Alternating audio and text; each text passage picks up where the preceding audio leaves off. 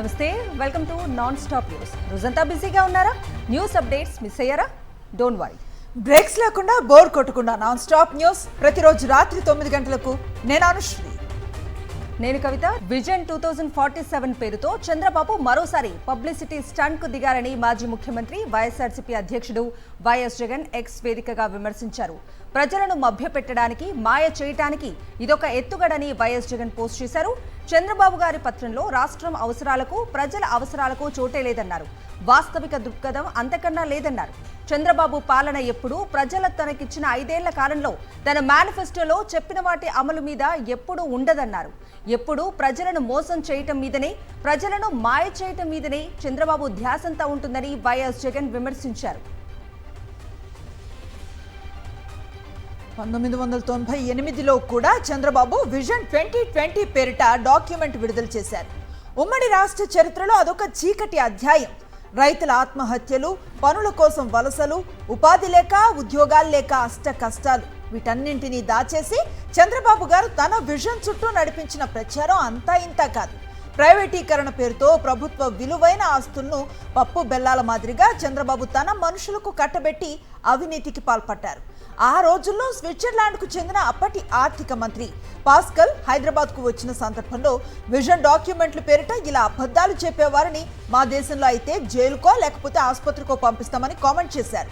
చివరకు ప్రజలు కూడా విజన్ 2020 కాదు 420 అంటూ చంద్రబాబును దుయ్యబట్టారు. 2014లో కూడా చంద్రబాబు గారు విజన్ 2029 డాక్యుమెంట్ ప్రచార ఆర్భాటంగానే మిగిలిపోయిందని వైఎస్ జగన్ గుర్తు చేశారు.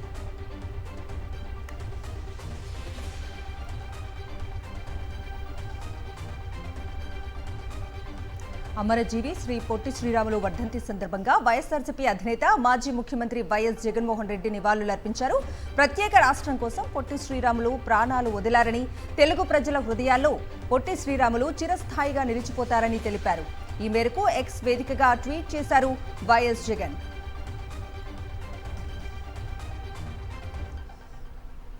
సర్దార్ వల్లభాయ్ పటేల్ వర్ధంతి సందర్భంగా వైఎస్ జగన్ నివాళులు అర్పించారు. భారతదేశపు ఉక్కు మనిషి సర్దార్ వల్లభాయ్ పటేల్ అని గుర్తు చేశారు. భారతదేశానికి ఏకత్వం, సామాజిక సంస్కరణలో అందించిన విజన్ ఉన్న నాయకుడని కొనియాడారు. వల్లభాయ్ పటేల్ దేశాన్ని ఉన్నతంగా తీర్చిదిద్దారన్నారు. దేశ అభివృద్ధికి పటేల్ ఆలోచనలు స్ఫూర్తిదాయకమన్నారు జగన్.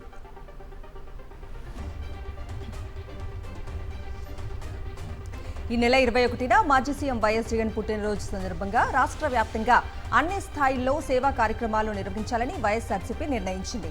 ఈ మేరకు పార్టీ శ్రేణులకు వైఎస్ఆర్సీపీ కేంద్ర కార్యాలయం పిలుపునిచ్చింది.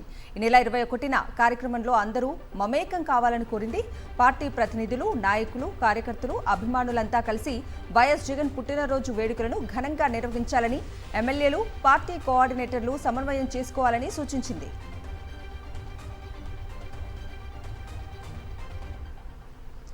2027లో జమిలీ ఎన్నికలు రావటం ఖాయం అన్నారు వైఎస్ఆర్సీపీ ఎంపీ విజయసాయిరెడ్డి. ఈ పార్లమెంట్ సమావేశాల్లోనే one nation one election bill పెడుతున్నారని, వచ్చే ఎన్నికలకు వైఎస్ఆర్సీపీ కార్యకర్తలంతా సిద్ధం కావాలన్నారు. కేంద్రంలో బీజేపీకి వ్యతిరేక పవనాలు వీస్తే తప్ప 2027లో ఎన్నికలు జరగటం ఖాయమని ధీమాను వ్యక్తం చేశారు విజయసాయిరెడ్డి. పార్లమెంటులో వన్ నేషన్ వన్ ఎలక్షన్ అన్నటువంటి బిల్లు వస్తుంది. 2027లో ఎన్నికలు జరుగుతాయి. బిల్లులో ఒకటే పొందుపరిచారు. ఆ డేట్ అనేటటువంటిది ఎప్పుడు అమల్లోకి వస్తుందన్నటువంటిది భవిష్యత్తులో ప్రభుత్వం నిర్ణయిస్తుంది అన్నటువంటి విషయాన్ని. జూన్లో రావాలి 2027. కానీ నా యొక్క ప్రెడిక్షన్ జూన్లో రాకపోవచ్చు, సెప్టెంబర్లో రావచ్చు అన్నటువంటిది. కానీ 2027 ఎన్నికలకు మనం అందరం కూడా సిద్ధంగా ఉండాలి అన్నటువంటి విషయాన్ని నేను మీ అందరికీ కూడా తెలియజేసుకుంటా ఉన్నా. కూటమి ప్రభుత్వం పెడుతున్న అక్రమ కేసులన్నీ 2027 తర్వాత వారిని వెంటాడుతాయన్నారు వైఎస్ఆర్సీపీ ఎంపీ విజయసాయిరెడ్డి. కాకినాడ సీపోర్ట్ కేసులో అక్రమంగా కేసు పెట్టి లుకౌట్ నోటీసులు ఇచ్చారన్నారు. ఎప్పుడు రమ్మన్నా సిఐడి ఆఫీస్కు వెళ్లేందుకు రెడీ అన్న విజయసాయిరెడ్డి తప్పు చేయని తానెప్పుడూ భయపడనన్నారు. తెలుగుదేశం పార్టీ ప్రభుత్వం వైఎస్ఆర్ కాంగ్రెస్ పార్టీ నాయకులందరి మీద కూడా కేసులు పెడతా ఉంది. నాకు సంబంధం లేనటువంటి కేసులో, కాకినాడ సీపోర్ట్స్ కేసులో నా పైన దొంగ కేసులు అన్నటువంటిది పెట్టడం జరిగింది. నోటీసులు సర్వ్ చేయడం జరిగింది. నేను ఈరోజు ఇక్కడికి వచ్చా, నా మీద లుకౌట్ నోటీస్ ఇచ్చారు. ఈరోజు కావాలంటే అరెస్ట్ చేసుకోవచ్చు కదా. ఏ రోజు కావాలనంటే మీరు రావాల్సిన అవసరం లేదు, మీరు పిలిస్తే సిఐడి ఆఫీస్కి నేను వస్తాను, మీరు అరెస్ట్ చేసుకోవచ్చు. తప్పు చేయనటువంటి వ్యక్తి ఏ రోజు భయపడడు అన్నటువంటి విషయాన్ని నేను తెలియజేస్తా ఉన్నా. ఎప్పుడైనా సరే రెడీ, యాంటిసిపేటరీ బెయిల్ కూడా అప్లై చేయను అని చెప్పాను నేను. దేశంలోని ఏ రాష్ట్రంలో చేయని విధంగా సంక్షేమం అందించిన ఘనత కేవలం వైఎస్ జగన్మోహన్ రెడ్డికే దక్కుతుందన్నారు వైఎస్ఆర్సీపీ నేతలు. 6 నెలల్లో 72,000 కోట్లు అప్పు చేసిన చంద్రబాబు ప్రభుత్వం సంక్షేమానికి చేసిన ఖర్చు కేవలం 200 కోట్లే అన్నారు. విశాఖపట్నం మద్దిలపాలెంలో ఏర్పాటు చేసిన సిటీ పార్టీ ఆఫీస్ను వైఎస్ఆర్సీపీ ఉత్తరాంధ్ర రీజనల్ కోఆర్డినేటర్ విజయసాయిరెడ్డి ప్రారంభించారు. దేశంలో స్వతంత్రం వచ్చిన తర్వాత ఈ రాష్ట్రంలో జగన్మోహన్ రెడ్డి గారు తీసుకొచ్చినటువంటి మార్పులు బహుశా నాకు తెలిసి ఈ రాష్ట్రంలో ఏ ముఖ్యమంత్రి కూడా తీసుకొని రాలేదు. దాదాపు 2,70,000 కోట్ల రూపాయలు పేదలకి సంక్షేమాన్ని అందించాం. కానీ గడిచినటువంటి 6 నెలల్లో చంద్రబాబు నాయుడు గారు 72,000 కోట్ల రూపాయలు అప్పు చేశాడు. ఆయన పథకాల్లో అమలు చేసినటువంటి ఏకైక పథకం ఆ దీపం పథకం. ఆ దీపం పథకంలో ఇచ్చినటువంటిది సంవత్సరానికి 3 సిలిండర్లు అని చెప్పి ఇచ్చినటువంటిది 1 సిలిండర్. కానీ అందించినటువంటిది మాత్రం 200 కోట్ల రూపాయలు. ఇచ్చినటువంటి బడ్జెట్ 200 కోట్ల రూపాయలు. 72,000 కోట్ల రూపాయలు అప్పు చేస్తే సంక్షేమం ఇచ్చింది మాత్రం కేవలం 200 కోట్ల రూపాయలు. చాలామంది అనుకున్నారు అయిపోయింది, ఏమైపోలే. ఎప్పుడు అయిపోద్దంటే గెలిచిన ప్రభుత్వాలు ప్రజల గురించి ప్రజల గురించి పట్టించుకుంటే అవుతాయి. ఈ ప్రభుత్వానికి ప్రజలతో సంబంధం లే. వాళ్ళు ఎంతసేపు ఈ మీడియాలు పట్టుకోవడం, ఈ ప్రచార మాంద్యాలను ఓ అని గైడ్ చేస్తూ కార్యక్రమాలు చేసుకుంటుంది. మీ తాలూకా కష్టంలో సుఖంలో పరవర పాలు పంచుకుంటామని, అధికారం ఉన్నా లేకపోయినా ఉంటామనే విషయాన్ని మీ అందరికీ మనవి చేస్తూ మళ్ళీ ఒకసారి మీ అందరికీ పార్టీ కార్యాలయం పునఃప్రారంభించుకున్న ఈ నేపథ్యంలో శుభాకాంక్షలు తెలియజేస్తూ దీన్ని నడిపిస్తున్న మన పార్టీ కార్యవర్గానికి కూడా నా మనస్ఫూర్తిగా అభినందనలు తెలియజేసుకుంటున్నాను. నీటి సంఘం ఎన్నికల్లో అధికార దుర్వినియోగానికి పాల్పడ్డారని మండిపడ్డారు వైఎస్ఆర్సీపీ నేతలు. న్యాయస్థానాల డైరెక్షన్ను ప్రభుత్వం పట్టించుకోలేదన్నారు. ప్రజాస్వామ్య పద్ధతిలో నీటి సంఘం ఎన్నికలు జరగలేదన్నారు. సర్టిఫికెట్ పొందే అర్హత ఉన్న రైతులకు అన్యాయం చేశారన్నారు వైఎస్ఆర్సీపీ నేతలు.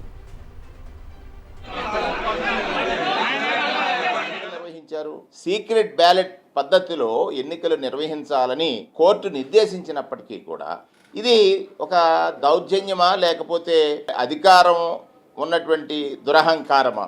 ప్రజాస్వామ్యాన్ని విడనాడి ఏకపక్షంగా విఆర్ఓలను అందరినీ కూడా తీసుకెళ్ళి ఎంఆర్ఓ కార్యాలయాల్లో కూర్చోబెట్టారు.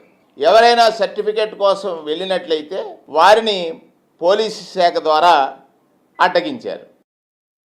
నీటి సంఘాలకు సంబంధించినటువంటి ఎన్నికలు ఏవైతే ఉన్నాయో, ఏదైతే ఒక ప్రొసీజరల్గా ఫాలో అవ్వాల్సినటువంటి విషయాలు ఉన్నాయో ఎక్కడా కూడా వాటిని ఫాలో అవ్వకుండా పూర్తిగా డీవియేట్ అయ్యి కేవలం వాళ్ళ పార్టీకి సంబంధించినటువంటి వాళ్ళకి మాత్రమే అవకాశాలు వచ్చేటట్టుగా, ఎన్నికల్లో ఏకగ్రీవం అయ్యేటట్టుగా వాళ్ళు చేసినటువంటి అరాచకాలు రాష్ట్రం అంతా కూడా పొలిటికల్ స్టైల్ ఏంటనేటువంటిది, తెలుగుదేశం పార్టీ యొక్క తీరు ఏంటనేటువంటిది ఇదే ఒక ఉదాహరణగా మనం చూసుకోవచ్చు. సాగునీటి సంఘం ఎన్నికల్లో టీడీపీ నేతలు దాడులు దౌర్జన్యం చేసి గెలిచారన్నారు మాజీ మంత్రి కాకాణి గోవర్ధన్ రెడ్డి. సీక్రెట్ బ్యాలెట్ పెట్టాలని హైకోర్టు చెప్పినా అధికారులు వినలేదని చెప్పుకొచ్చారు. ఎన్నికల అర్థాన్ని చంద్రబాబు మార్చేశారన్నారు. అధికారం ఎవ్వరికీ శాశ్వతం కాదు. కానీ మీరు చేసేటువంటి పొరపాట్లు, మీరు దగ్గరుండి చేయించేటువంటి పొరపాట్లు మాత్రం ఖచ్చితంగా రేపు ఈ పాపాలన్నీ మీ పాలిట శాపాలలాగా ఉంటాయి. వీటిని ఎవ్వరూ విడిచిపెట్టాం. కాబట్టి మీరు ఈరోజు దౌర్జన్యం చేశాం, దబాయించాం, ఉన్నటువంటి ఎమ్మెల్యేల దగ్గర సంకలు గుద్దుకున్నామంటే మీ కాల పరిమితి 5 సంవత్సరాలు ఉంటుంది, ఇంకా 4 సంవత్సరాలు ఉంటుంది. ఆ 4 సంవత్సరాల తర్వాత మీరు చేసేటువంటి తప్పులకు సస్పెన్షనే వస్తుందో, లేదా రిమూవ్ ఫ్రమ్ సర్వీసే వస్తుందో, లేదా తీవ్రతను పెట్టి జైళ్ళకు కూడా పోవాల్సినటువంటి పరిస్థితి ఏర్పడుతుందో. కాబట్టి అటువంటి పరిస్థితులకి దారి తీసేటువంటి విధంగా మీ ప్రవర్తనలు ఉన్నాయి. ఇది మంచిది కాదు అనేటువంటిది అధికారులు గ్రహిస్తే మంచిదని చెప్పి ఈ సందర్భంగా తెలియజేస్తున్నాను. గుంటూరు జిల్లా నల్లపాడులో మాలల మహాగర్జన జరిగింది. ఎస్సీ వర్గీకరణను వ్యతిరేకిస్తూ ఈ మహాగర్జనను నిర్వహించారు. ఈ సమావేశానికి తెలుగు రాష్ట్రాలకు చెందిన రాజకీయ నేతలు హాజరయ్యారు. ఈ నేపథ్యంలో ఎస్సీ వర్గీకరణ నిర్ణయాన్ని ఉపసంహరించుకోవాలని డిమాండ్ చేశారు నేతలు. ఎస్సీ ఎంప్లాయీస్ మనం చూసుకున్నట్లయితే ఆంధ్రప్రదేశ్ లో 5.5 లక్షలు ఉన్నారు. అదే ఇండియాలో చూసుకున్నట్లయితే 43.64 లక్షలు ఉన్నారు. ఎంప్లాయ్మెంట్ లో 25% తక్కువ మనం ఉన్నాం. ఈ రిజర్వేషన్ లో మనం కొట్లాడుకున్న శాతం ఎంతో తెలుసా? దేశంలో 2.71 గురించి ఈ వర్గీకరణ మనకు కావాలా? అందుకనే మాదిగ సోదరులారా, నిజాలు తెలుసుకోండి. ఈ వర్గీకరణని వెనక్కి తీసుకోండి. కుట్రదారులందరికీ ఈ సభ విజ్ఞప్తి చేస్తోంది. మాల మాదిగ ఓట్లని, మాలల్ని మరి ముఖ్యంగా 82 లక్షల మందిగా ఉన్న మాలల్ని మనల్ని ఓటు బ్యాంక్ గా చూసే చంద్రబాబు నాయుడికి ఇదే చివరి ఎన్నిక కావాలి అని నేనైతే పిలుపునిస్తున్నా. నేను ఈ వేదిక నుంచి ప్రకటిస్తున్నా, మన మొదటి శత్రువు చంద్రబాబు నాయుడు.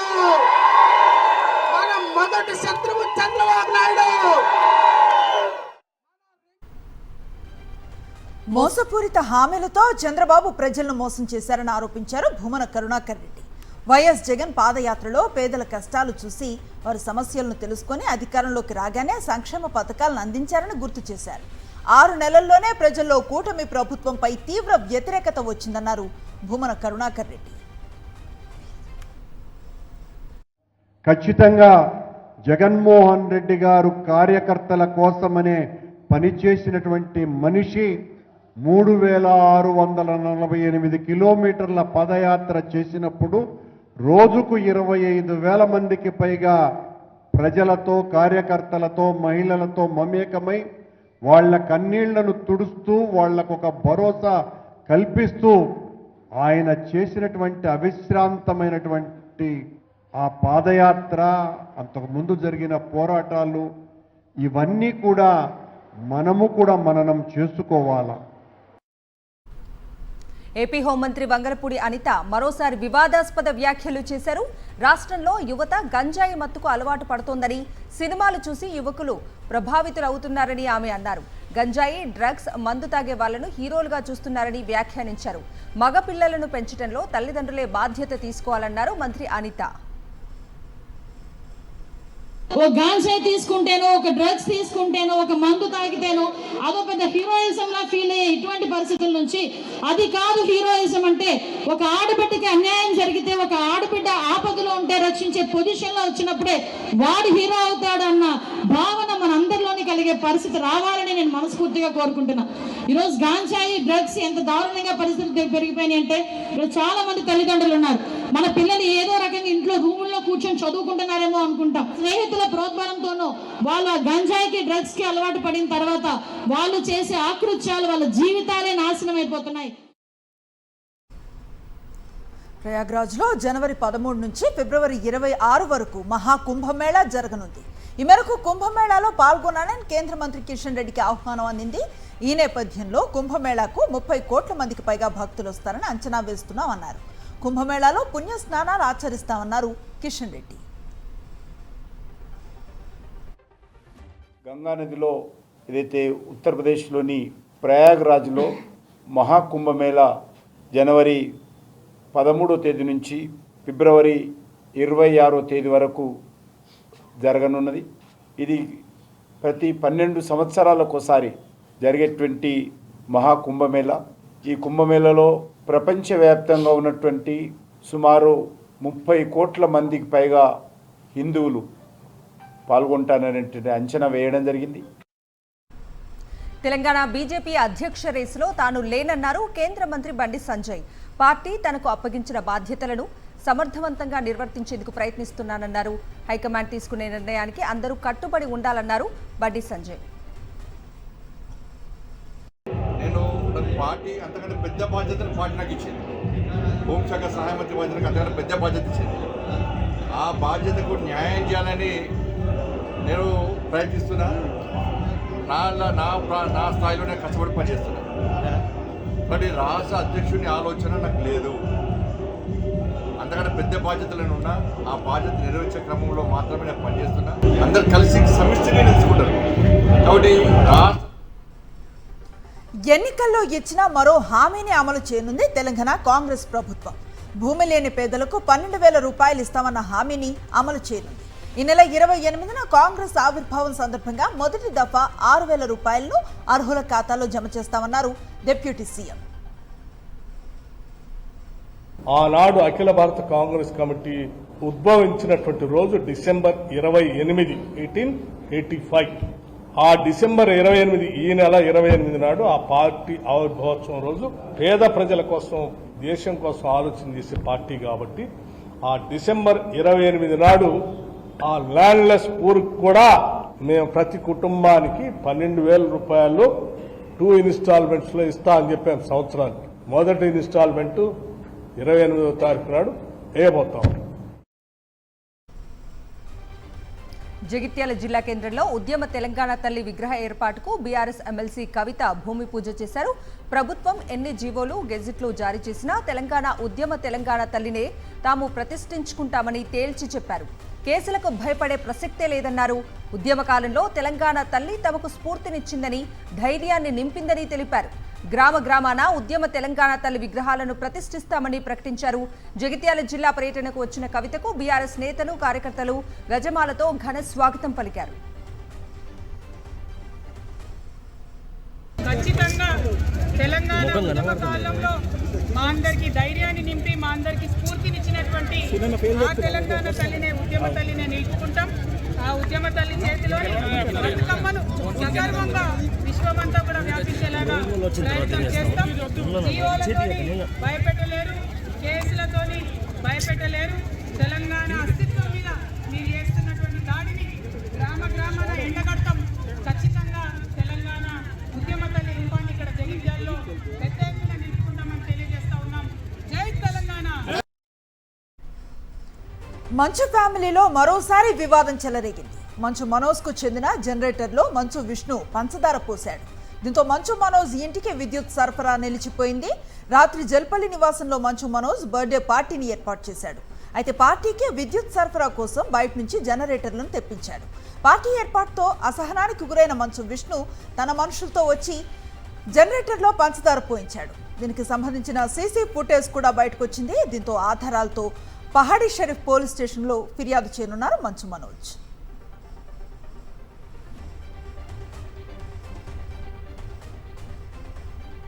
జర్నలిస్ట్ రంజిత్కు క్షమాపణ చెప్పిన సినీ నటుడు మోహన్ బాబు ఆసుపత్రిలో రంజిత్ను కలిసి పరామర్శించారు. రంజిత్తో పాటు జర్నలిస్టులందరికీ క్షమాపణ చెప్పారు మోహన్ బాబు. రంజిత్ త్వరగా కోలుకోవాలని ఆకాంక్షించారు మోహన్ బాబు. మోహన్ బాబుతో పాటు మంచు విష్ణు కూడా ఆసుపత్రికి వెళ్లి రంజిత్ను పరామర్శించారు.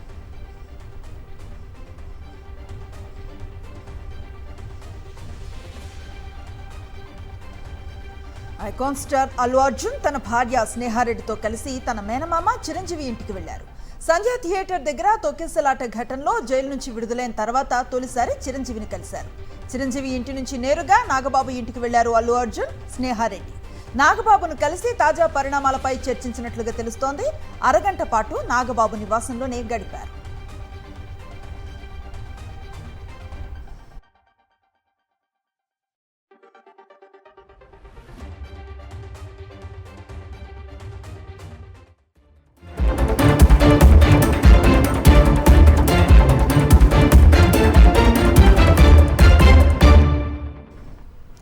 నేషనల్ అప్డేట్స్ చూద్దాం. మహారాష్ట్ర ప్రభుత్వం ఏర్పాటైన 10 రోజుల తర్వాత పూర్తి స్థాయిలో మంత్రివర్గ విస్తరణ జరిగింది.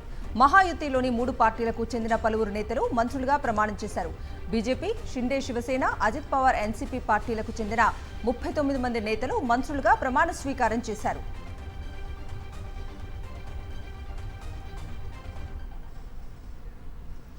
ప్రధాని నరేంద్ర మోదీపై మండిపడ్డారు కాంగ్రెస్ ప్రధాన కార్యదర్శి జయరాం రమేష్. ఎన్డీఏ ప్రభుత్వ పాలనలో ఉన్న వైఫల్యాల నుంచి ప్రజల దృష్టి మరల్చడానికి మోదీ ప్రయత్నాలు చేస్తున్నారని ఆరోపించారు. అందుకే మొదటి భారత ప్రధాని జవహర్లాల్ నెహ్రూ పేరును వాడుకుంటున్నారని ఆగ్రహాన్ని వ్యక్తం చేశారు. కాంగ్రెస్ హయాంలో దేశంలో రాజ్యాంగబద్ధమైన పాలన ఉండేదని, ఎన్డీఏ పాలనలో రాజ్యాంగాన్ని పూర్తిగా నిర్వీర్యం చేయడానికి కుట్రలు జరుగుతున్నాయని ఆందోళన వ్యక్తం చేశారు. ఢిల్లీ అసెంబ్లీ ఎన్నికలకు ఆమ్ ఆద్మీ పార్టీ సంసిద్ధమవుతోంది. మొత్తం 70 స్థానాలున్న ఢిల్లీ అసెంబ్లీకి వచ్చే ఏడాది ఫిబ్రవరిలో ఉప ఎన్నికలు జరగనున్నాయి. ఇందుకోసం ఇప్పటికే ఆప్ 3 జాబితాల్లో అభ్యర్థులను ప్రకటించింది. తాజాగా 38 మందితో ఫైనల్ లిస్టును విడుదల చేసింది. ఆప్ అధినేత అరవింద్ కేజ్రీవాల్ న్యూఢిల్లీ నియోజకవర్గం నుంచి పోటీ చేయనున్నారు. సీఎం అతీషి మరోసారి కాల్కాజీ నుంచి బరిలోకి దిగనున్నారు. దేశవ్యాప్తంగా మెంటూ ఉద్యమాన్ని తెరపైకి తెచ్చిన టెక్ అతుల్ సుభాష్ కేసులో కీలక పరిణామం చోటు చేసుకుంది. అతుల్ భార్య నిఖితా సిఘానియా, అత్త నిషా, బావమర్ది అనురాగ్ను కర్ణాటక పోలీసులు అరెస్ట్ చేశారు. నిఖితను గురుగ్రామ్లో అరెస్ట్ చేయగా అత్త, బావమర్దిని అలహాబాద్లో అదుపులోకి తీసుకున్నారు. నిందితులను కోర్టులో హాజరుపరిచి జ్యుడిషియల్ కస్టడీకి తరలించారు.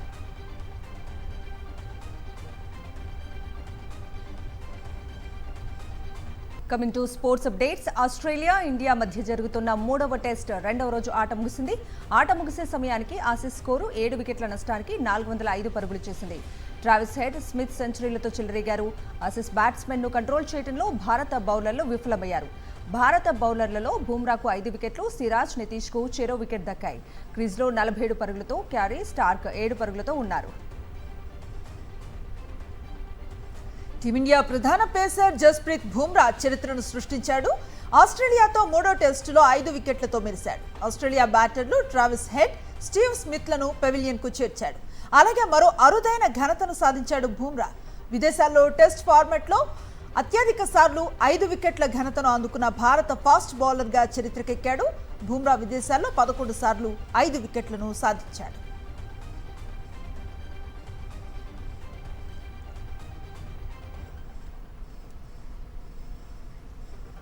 మహిళల ప్రీమియర్ లీగ్ కొత్త సీజన్ కోసం బెంగళూరు వేదికగా ప్లేయర్ల మినీ వేలం మొదలైంది. భారత middle order batter Simran Shaikh ఇప్పటివరకు అత్యధిక ధర దక్కించుకుంది.